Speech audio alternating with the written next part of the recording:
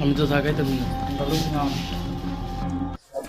গতকাল সন্ধ্যা অনুমান 7টার সময় আমাদের কাছে খবর আসে বাবুল চুমুনি দুর্গাপুর এলাকার রাস্তার পাশে একটা মৃতদেহ পড়ে আছে। এই খবরের ভিত্তিতে আমরা ঘটনাস্থলে যাই, গিয়ে দেখি যে একটি লোকের গলা কাটা অবস্থায় রক্তাক্ত অবস্থায় রাস্তার পাশে পড়ে রয়েছে।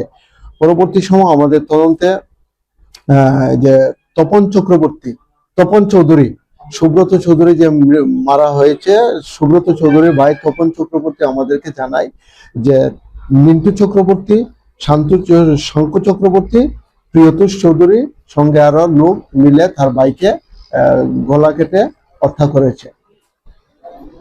আমরা তদন্ত নেমে শঙ্খ চক্রবর্তীকে আমরা অ্যারেস্ট করি এবং পরবর্তী সময় একটা আমরা সুনির্দিষ্ট মামলা নেই, যার number Amtali PS case number 128/2025 under section 103 clause 1 and 3/5 of BNS দ্বারা একটা আমরা সুনির্দিষ্ট মামলা নিয়ে এবং আজকে শঙ্কু চক্রবর্তীকে আমরা 5 দিনের পুলিশ রিমান্ড চেয়ে আদালতে প্রেরণ করছি